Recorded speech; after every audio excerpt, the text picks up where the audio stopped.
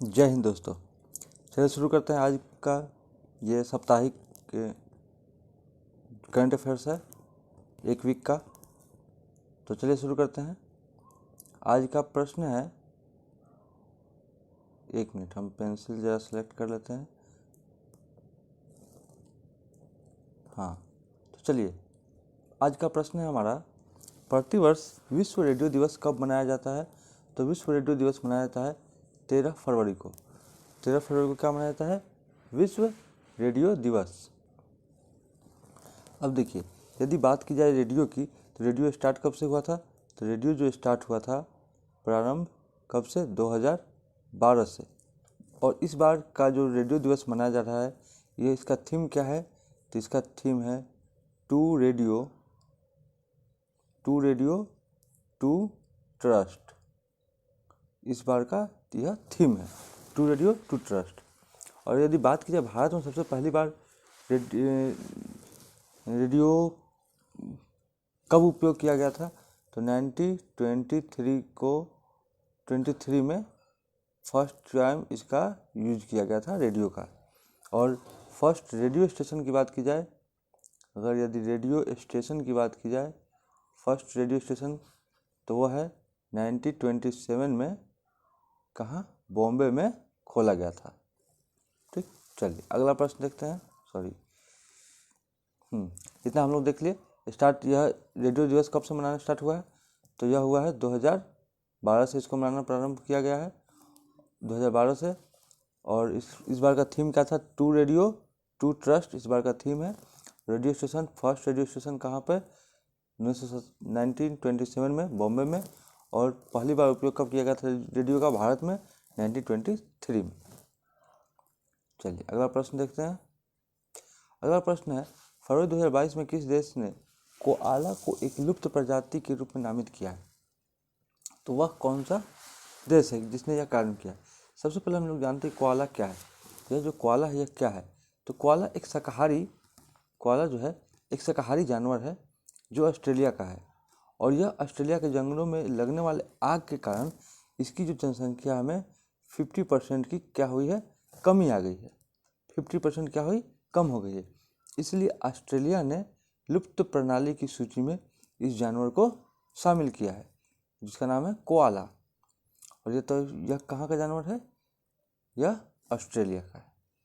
ठीक, यदि ऑस्ट्रेलिया की बात करें तो वर्तमान में भी एक ग्रेट बैरियर रीफ, सबसे बड़ी प्रवाल भित्ति, जो विश्व की सबसे बड़ी प्रवाल भित्ति है, कहाँ पे है? ऑस्ट्रेलिया में।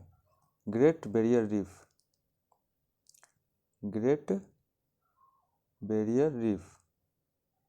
यह भी कहाँ है? ऑस्ट्रेलिया में है। ग्रेट डिवाइडिंग रेंज कहाँ है? ऑस्ट्रेलिया में है। ग्रेट विक्टोरियन का मॉरूथल कहाँ है? ऑस्ट्रेलिया में। चलिए अगला प्रश्न देखते हैं। 10 फरवरी 2022 को जारी लोकतंत्र सूचकांक 2021 में भारत का कौन सा स्थान पर है? 10 फरवरी 2022 को लोकतंत्र सूचकांक जारी हुआ 2021, सॉरी, यह जो सूचकांक जो जारी हुआ 2022 है, हाँ नहीं सॉरी 2021 का 2022 में हुआ है। तो यह जो भारत में इसका कौन सा स्थान रहा है? इसमें भारत का 46वां स्थान रहा है। यह सूचकांक जो है इकोनॉमिक इंटेलिजेंस यूनिट, यह सूचकांक इकोनॉमिक इंटेलिजेंस यूनिट द्वारा क्या जारी किया जाता है। और इसमें भारत का 86वां स्थान है। पिछली बार इसका स्थान था 51। पिछली बार क्या था? 51। इस बार क्या है? 46वां स्थान है। यदि फर्स्ट की बात करें, सबसे पहला स्थान कौन सा है? पहला स्थान किसका है? तो वह है नॉर्वे का क्या है? पहला स्थान रहा है। और सबसे लास्ट में कौन रहा है? सबसे लास्ट पायदान पे कौन था? तो वह है अफगानिस्तान। 167 पे कौन सा देश रहा? अफगानिस्तान। पाकिस्तान कितने नंबर पे रहा? तो वह 104वें नंबर पे कौन सा रहा? पाकिस्तान।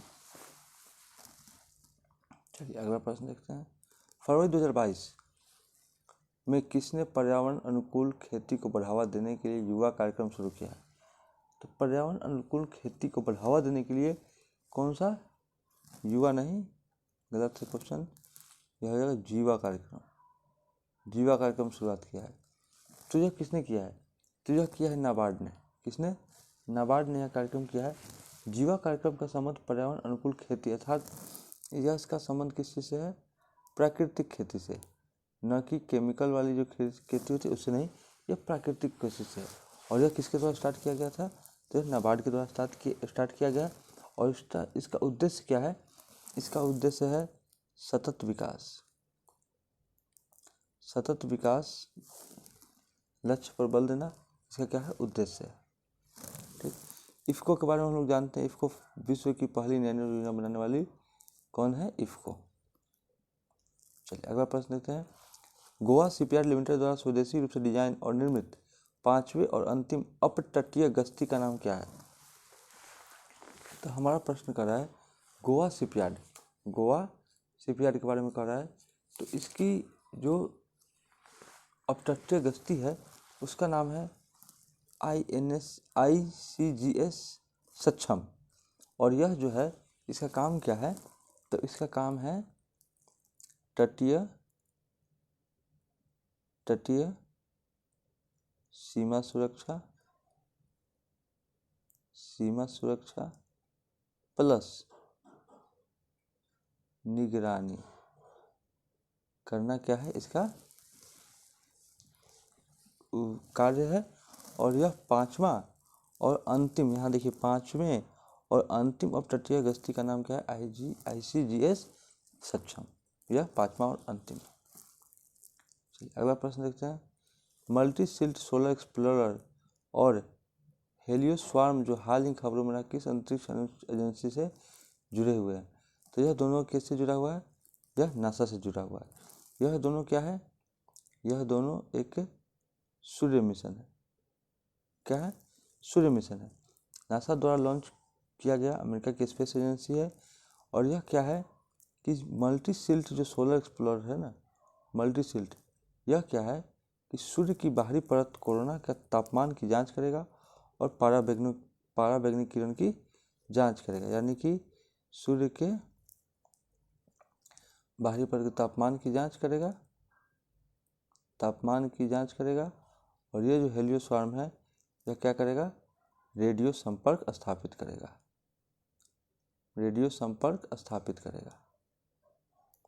यह इसका काम है। ठीक, और यह जो है रॉसकॉस्मॉस, यह जो रॉसकॉस्मॉस है यह क्या है, रशिया की स्पेस एजेंसी का नाम है रॉसकॉस्मॉस। चलिए अगला प्रश्न देखते हैं। अगला प्रश्न क्या कहता है, अगला प्रश्न है 11 फरवरी 2022 को किस संस्था या संगठन ने इम्यूनिटी इन्वेटर फेलोशिप CIF का शुभारंभ किया है। तो यह क्या है, 11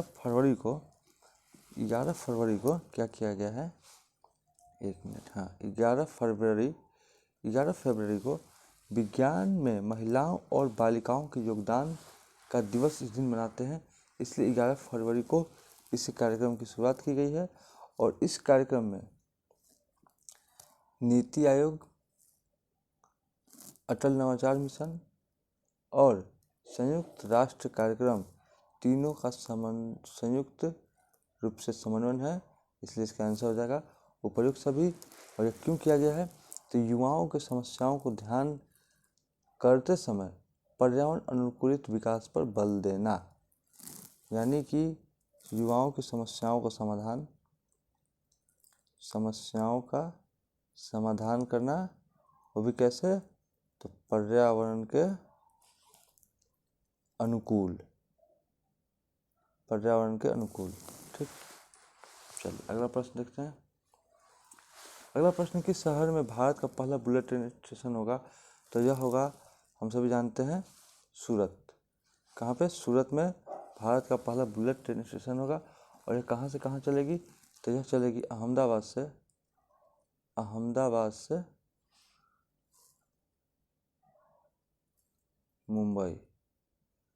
मुंबई से अहमदाबाद, अहमदाबाद से मुंबई चलेगी।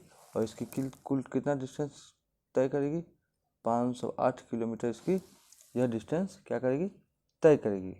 और इसकी स्पीड क्या होगी, 320 किलोमीटर प्रति घंटा इसकी क्या होगी, रफ्तार होगी। ठीक, इस प्रोजेक्ट में सहायता कौन कर रहा है, तो वह जापान का देश कर रहा है। अगला प्रश्न, केंद्र सरकार ने कब तक कृषि क्षेत्र में डीजल को अक्षय ऊर्जा में से बदलने का लक्ष्य रखा है। तो कृषि डीजल को अक्षय ऊर्जा में बदलने का मतलब क्या है, हम सभी जानते हैं कि भारत क्या है, अभी ऊर्जा स्वतंत्र, ऊर्जा के मामले में काफ़ी कॉन्शियस है। कहने का मतलब क्या, ऊर्जा स्वतंत्र घोषित करने का लक्ष्य रखा है 2047 में, ऊर्जा स्वतंत्र 2070 में कार्बन उत्सर्जन शून्य करने का लक्ष्य रखा है। तो यह क्या है यह क्या है, इन दोनों टारगेट को पाने के लिए क्या एक कुसुम योजना चलाई है, ठीक ना। और यह सौर ऊर्जा कृत्रिम संयंत्र है, यह कुसुम ऊर्जा, और इसी ऊर्जा के माध्यम से क्या करेगी, इसमें ये जो कार्य किया जाएगा डीजल को अक्षय ऊर्जा में बदलने का, यह भी इसी सभी योजनाओं के तहत ही यह भी इसमें शामिल किया जाएगा। ठीक, चलिए अगला प्रश्न देखते हैं। तो इसका उत्तर क्या हो जाएगा, ये कब तक का लक्ष्य रखा है, तो यह लक्ष्य रखा है 2024 तक का। ठीक, चलिए अगला प्रश्न देखते हैं। 11 फरवरी 2022 को टाटा सन्स प्राइवेट लिमिटेड ने किस कार्यकारी अध्यक्ष के रूप में नियुक्त किया है। तो 11 फरवरी 2022 की बात कर रही है, तो टाटा सन्स प्राइवेट लिमिटेड तो को किसे नियुक्त किया गया है, तो वह है एन चंद्रशेखरन को नियुक्त किया गया है। और यह इनका क्या है, सेकंड कार्यकाल है, और कितने दिन के लिए, 5 वर्ष के लिए, 5 ईयर्स के लिए। चलिए अगला प्रश्न देखते हैं।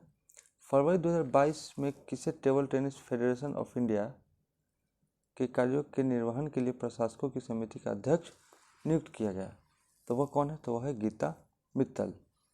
गीता मित्तल यह क्या है, देखिए, table tennis federation of India का आरोप यह है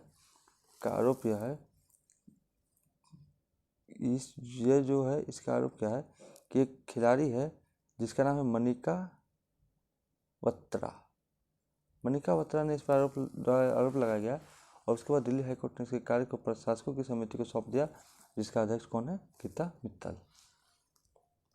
अगला प्रश्न देखते हैं।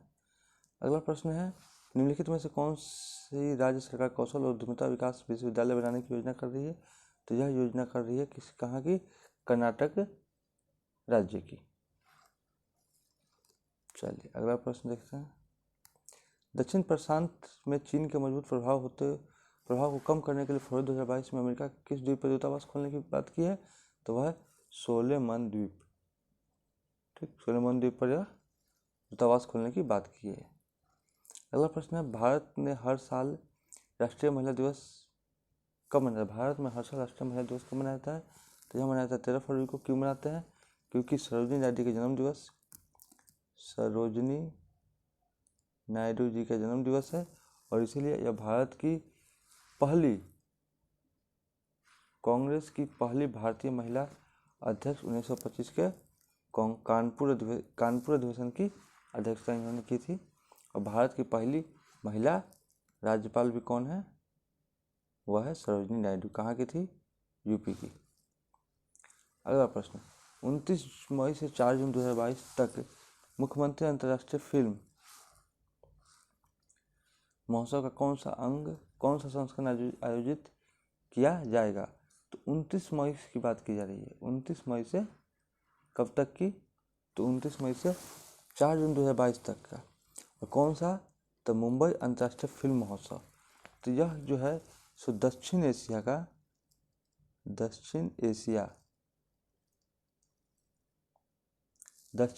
का सबसे बड़ा फिल्म महोत्सव होता है।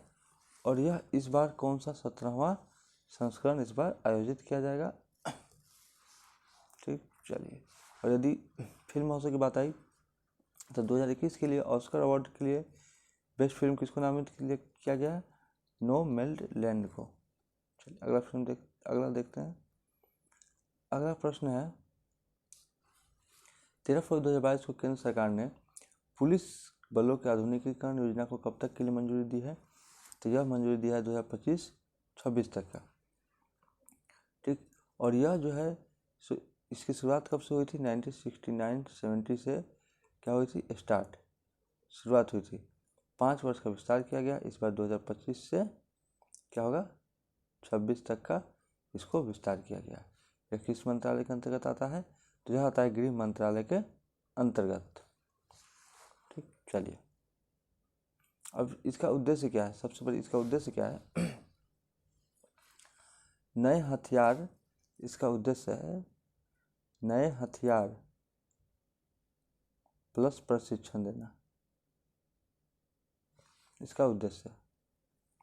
अगला प्रश्न देखते हैं। 11 फरवरी 2022 को किस राज्य सरकार ने कैंसर की रोकथाम के लिए होप एक्सप्रेस शुरू करने की घोषणा की? तो होप एक्सप्रेस शुरू करने की घोषणा किसने की है? तो यह किया है महाराष्ट्र सरकार ने। यह क्या है? कैंसर के उपचार के लिए देश की पहली 3D मशीन, रेडिएशन मशीन लाया है किसने? महाराष्ट्र सरकार ने, ताकि कैंसर की अच्छे से अच्छे इलाज में काफ़ी उपयोगी सिद्ध हो सके। अगला प्रश्न है 13 फरवरी 2022 को किसान और प्रसंस्कृत खाद्य उत्पाद निर्यात विकास प्राधिकरण ने अपना 36वां स्थापना दिवस मनाया है। इसका मुख्यालय कहाँ स्थित है? तो इसका मुख्यालय है नई दिल्ली में। यह कृषि निर्यात को, इसका उद्देश्य क्या है? इसका उद्देश्य है कृषि निर्यात को क्या करना? बढ़ावा देना। कृषि निर्यात को बढ़ावा देना इसका उद्देश्य है। अगला प्रश्न देखते हैं। 13 फरवरी 2022 को फ्रैंक वॉल्टर स्टीनमेयर किस देश के राष्ट्रपति के रूप में दूसरी बार चुने गए? तो यह है 13 फरवरी की बात है। और यह कौन से देश के राष्ट्रपति हैं? तो वह है जर्मनी। यहाँ के जो जिनका पावर चलता है वो कौन होते हैं? तो वो होते हैं चांसलर, और यहाँ का चांसलर कौन है? नया चांसलर बने हैं जिनका नाम है ओलाफ शॉल्प कौन है? New chancellor. पहले चांसलर कौन थे? एंजेला मर्केल पहले चांसलर थे। जर्मनी की राजधानी की बात की जाए तो वो कहाँ है? बर्लिन कैपिटल है। अगला प्रश्न देखते हैं। 14 फरवरी 2022 को इलेक्ट्रॉनिक्स ऑफ IT मंत्रालय द्वारा दी गई सूचना के अनुसार भारत सरकार ने कितने चीनी ऐप्स को प्रतिबंध लगा दिया है? तो दूसरी बार कितनी को लगाया है? 54 को।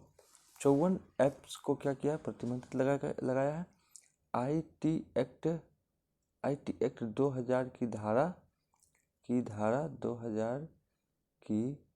धारा 69A के तहत क्या किया गया? भारत के संप्रभुता पर यदि कोई खतरा है तो यह सरकार जो है इससे किसी भी ऐप पर बैन लगा सकती है। अगला प्रश्न है 16 फरवरी 2022 को किस राज्य में मेदाराम जात्रा त्यौहार का आयोजन किया गया है? तो वह है तेलंगाना। वह क्या है? तेलंगाना भारत का दूसरा सबसे बड़ा मेला होता है जिसे मेदाराम जात्रा बोला जाता है। और यह क्या कहता है? जिसे सबसे नंबर फर्स्ट पे कौन था? कुंभ मेला। उसी तरह दूसरे नंबर पे कौन है? मेदाराम जात्रा। यह क्या है? दूसरे नंबर पर है। यह क्या है? तेलंगाना की एक जनजाति है, कोया जनजाति के नाम से है। और उन्हीं के जनजाति पर माघ महीने के पूर्णिमा के दिन यह मनाया जाता है। अगला प्रश्न है अंतर्राष्ट्रीय क्रिकेट परिषद ICC ने 2022 के जनवरी महीने के लिए किसे पुरुष श्रेणी में प्लेयर ऑफ द मंथ चुना है?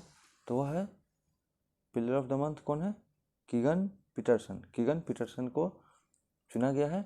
और ICC का कहाँ पे हुआ है? UAE में। और इसका मुख्यालय कहाँ है? तो इसका मुख्यालय है दुबई में। चलिए अगला प्रश्न देखते हैं। सौभाग्य योजना के तहत सौर विद्युतीकरण के मामले में कौन सा राज्य सबसे आगे है? तो वह है राजस्थान। वो कौन सा है? राजस्थान। इसकी स्टार्ट कब हुई थी? स्टार्ट हुई थी 25 सितंबर 2017 को स्टार्ट हुई थी। इसका उद्देश्य क्या है? हर घर बिजली कनेक्शन, इसका उद्देश्य है। अगला प्रश्न है हाल ही में रेल मंत्रालय ने कहाँ पर भारत की सबसे बड़ी कुश्ती सबसे बड़ी कुश्ती अकादमी स्थापित करने की उसे मंजूरी दी है, तो वह किशनगंज, दिल्ली के किशनगंज में यह अकादमी को स्थापित करने की मंजूरी दी है। हाल ही में केंद्रीय जांच ब्यूरो ने कितने रुपए के लिए सबसे बड़े बैंक धोखाधड़ी के मामले में एबीजी शिपयार्ड को खिलाफ मामला दर्ज किया है? तो वह है कितना लाख करोड़, 22,842 करोड़ रुपए। यह एबीजी क्या है? यह एक शिपयार्ड लिमिटेड क्या है? जहाज बनाने वाली कंपनी है, जहाज बनाने वाली कंपनी, ठीक। और इसने क्या किया? इसका हेडक्वार्टर कहाँ है? मुंबई में है। इसी के खिलाफ केस दर्ज किया गया है। अगला प्रश्न देखते हैं। अगला प्रश्न है, गांजे की खेती को खत्म करने के लिए किस राज्य पुलिस ने ऑपरेशन परिवर्तन शुरू किया है? तो वह है आंध्र प्रदेश। आंध्र प्रदेश के पुलिस ने यह कार्य किया। आंध्र प्रदेश की पुलिस स्मार्ट पुलिसिंग इंडेक्स में पहला स्थान पर आंध्र प्रदेश आता है। अगला प्रश्न है, हाल ही में तुर्की के राष्ट्रपति रेचप तैयप एर्दोगन ने अपने देश का नाम बदलकर क्या रख दिया? तो वह तुर्की से क्या रख दिया? तुर्की है।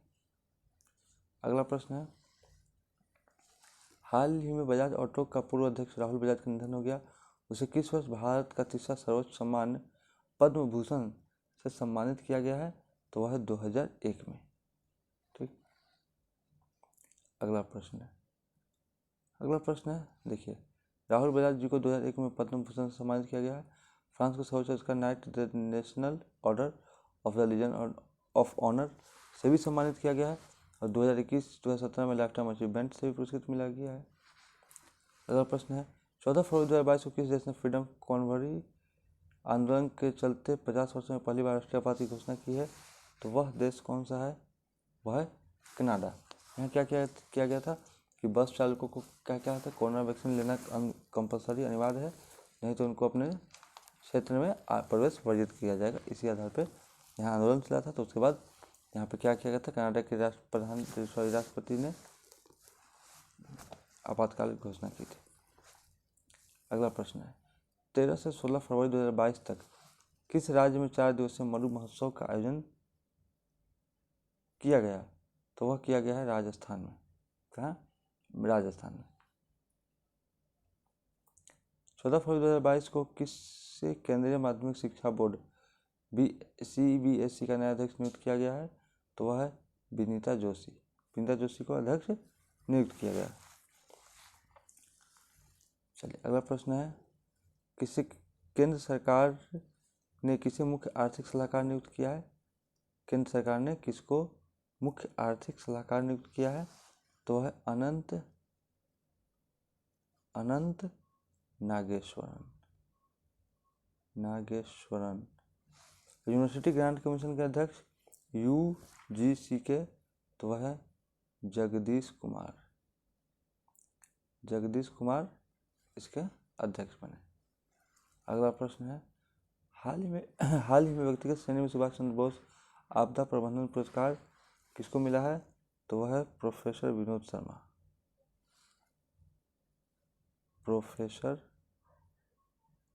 विनोद शर्मा।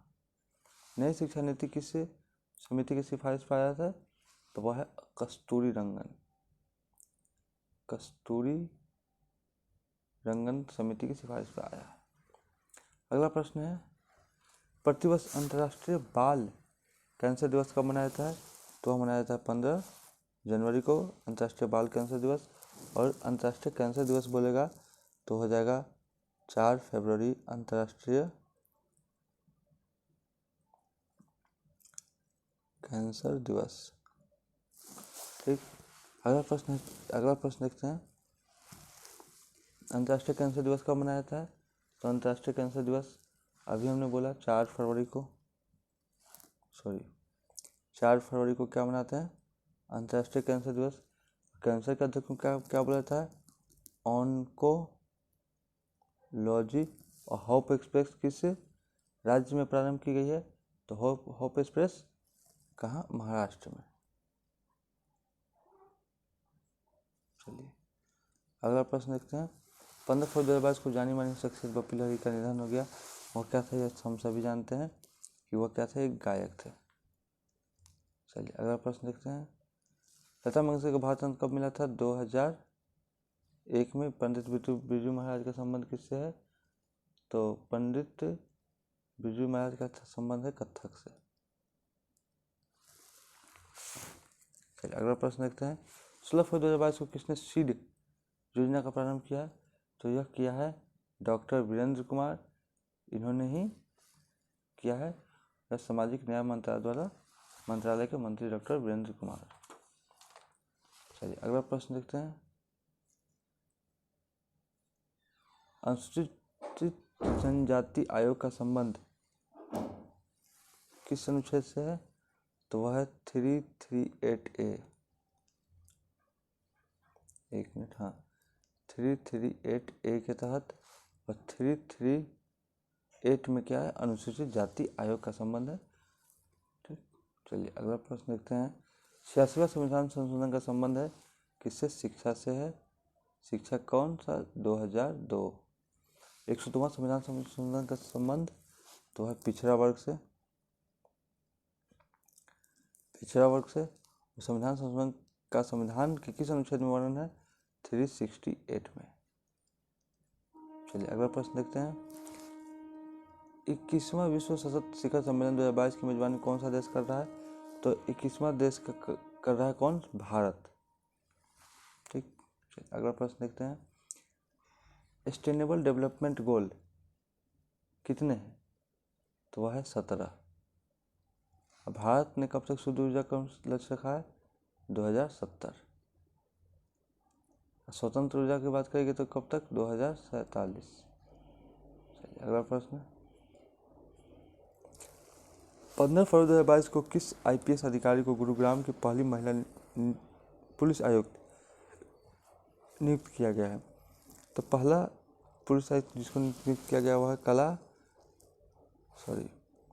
कला रामचंद्रन। ठीक, चलिए अगला प्रश्न देखते हैं। फेरेंस गोमेस पुस्तक के लेखक तो है डॉक्टर किरण बेदी।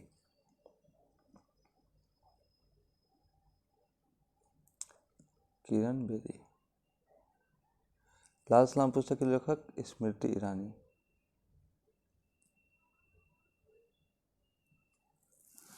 देविका नदी परियोजना का संबंध किस राज्य या केंद्र शासित प्रदेश से है? तो वह है जम्मू कश्मीर। वह कौन सा है?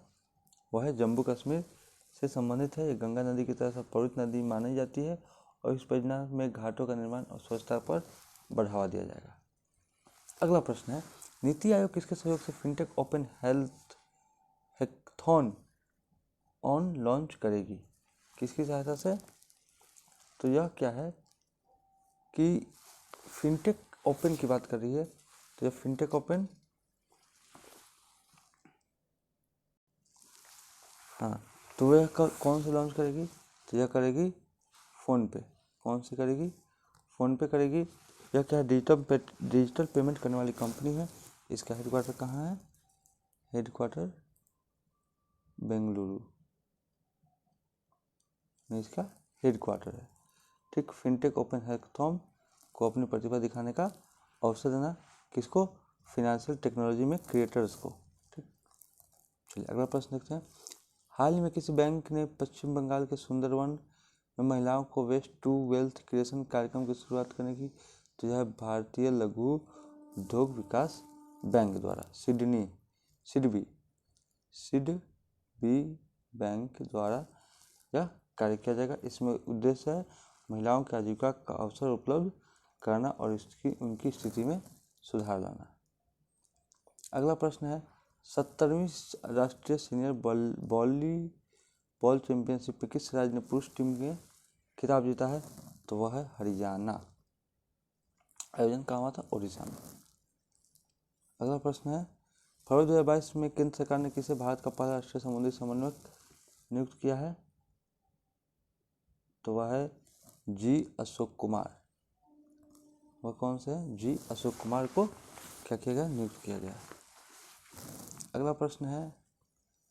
फरवरी 2022 में केंद्र सरकार ने क्रूड पाम ऑयल के लिए कृषि अवसंरचना विकास उपकर को 7.5 से घटाकर कितना कर दिया है, तो उसको घटाकर कर दिया है 5%, उसको घटाकर कर दिया है 5%।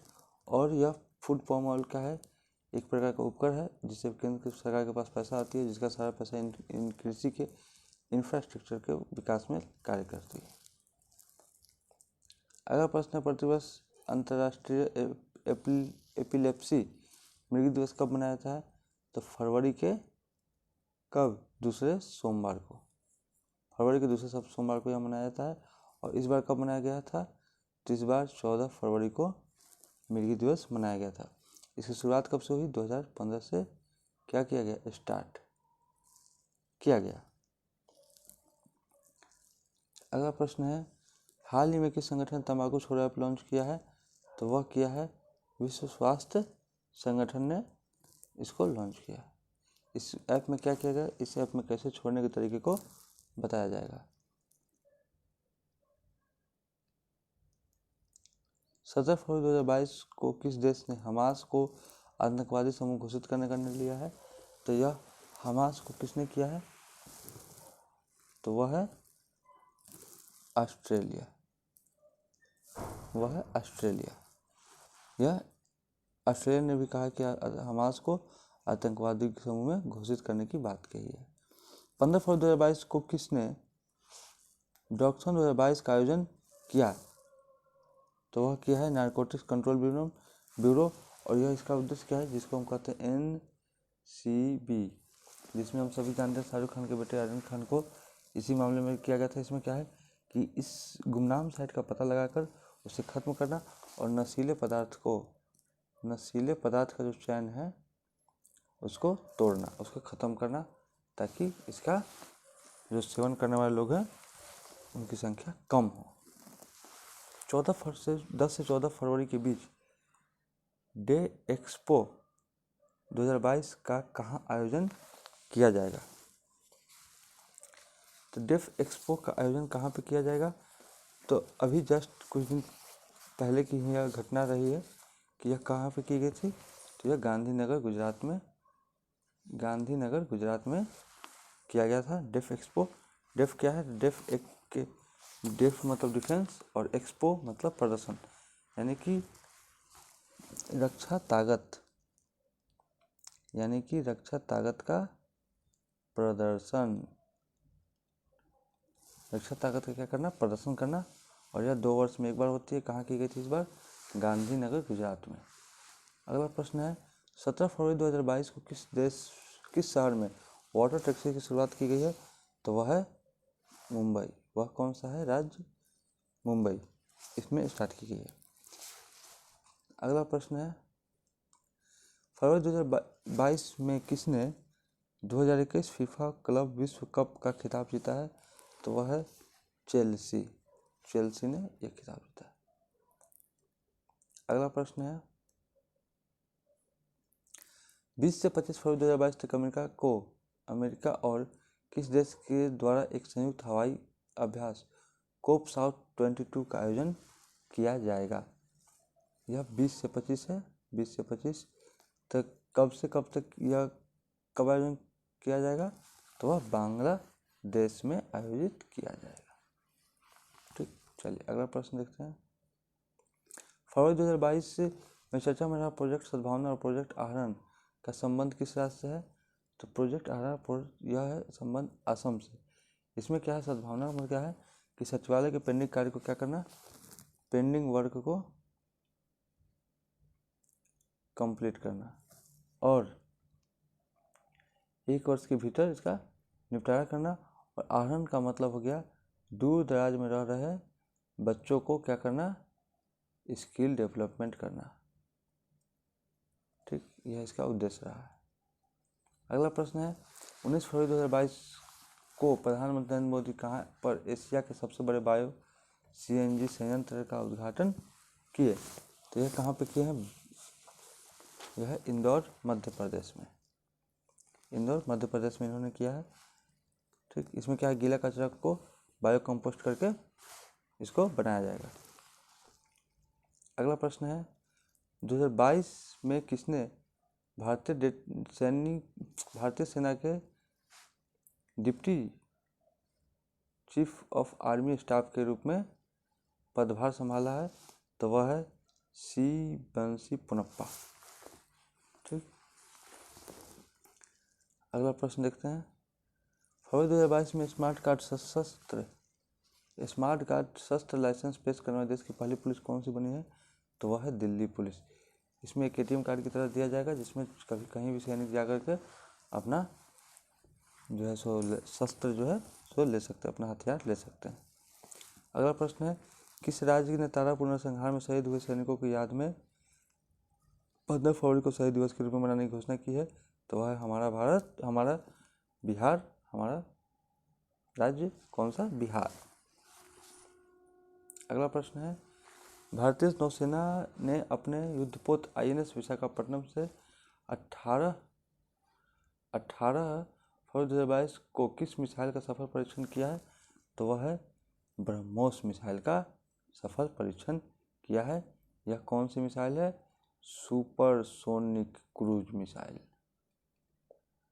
सुपरसोनिक क्रूज मिसाइल है ये।